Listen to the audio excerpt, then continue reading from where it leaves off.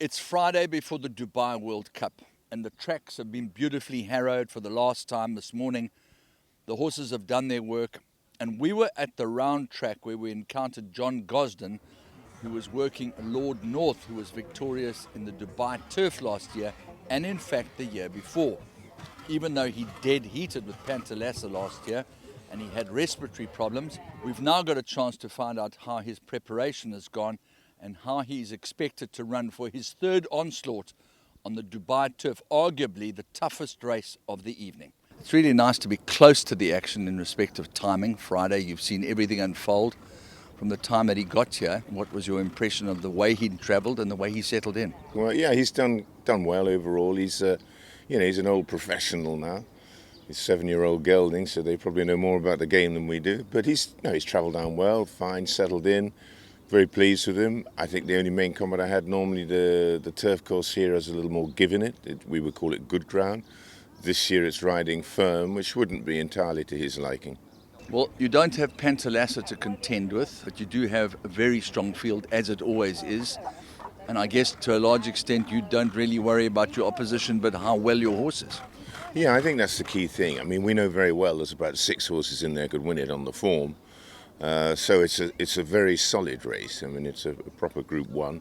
But you need to rubber the green. We're drawn down a tree. You need to get the splits, all that kind of thing. But whether he quite lets himself flow on the faster ground would probably be my only concern. Otherwise, I think anyone who beat him would get a pretty tough race to beat him, because he's in good order and probably a little sharper than last year, if anything. But as you say, the other horse that dead heated was last year, he's now got the 15 draw in the World Cup, so that'll be interesting to see how he handles that one. Yeah, I guess they won't really have too much option but to use him, because he doesn't have any other style of racing, but that's another story. Douglas White says to me that he would need a lot softer ground for his Hong Kong entrant in the Shima Classic, and he says he knows exactly where the taps are to leave the sprinklers on all night.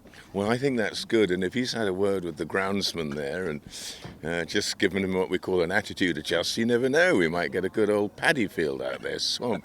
But I think the problem is, obviously, they had these strong Shamal, these winds here, and it's just sucked all the moisture out, and anything they water has gone elsewhere, so he's certainly running a lot quicker. But that looks a great race, and the Shima Classic looks a superb race.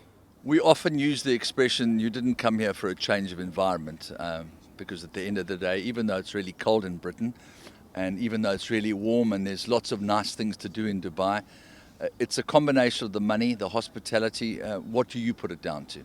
Well, obviously, when it started at Nad Al Sheba, the plan of having it started with an international jockeys, then international racing, and they've always been here at the forefront of it. And Dubai is very well geographically placed to bring horses from east and from the west. So there aren't many meetings that will bring so many from Japan, from America, from Europe, and it's absolutely everywhere. And I suppose we could do with a few more Australian. But it certainly is a great location. It's always been a fantastic meeting, but very much an easy place to get to with Emirates Airlines. And if any of us are flying to Australia, we usually come through here anyhow. Having had a very brief look at the Dubai World Cup itself, there are the horses that are tried and tested, battled, hardened contenders, and then you get the horses that have come through. A horse like Algiers, who's just won the 2 legs of the Maktoum Challenge. Yeah. He's in a rich vein of form, but he hasn't delivered that 125 kind of performance, but he could be. I think it's interesting. I think it's a very open race, the World Cup, particularly where the draw came up.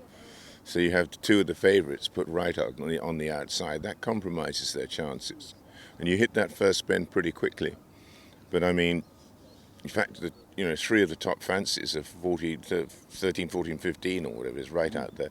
So I think to that extent, that's opened the race up. I could see you could get a surprise result. It's one of those days that you need luck at the draw, but you also got to handle the track here. But I see that race that I wouldn't want to be forced to have a bet in it.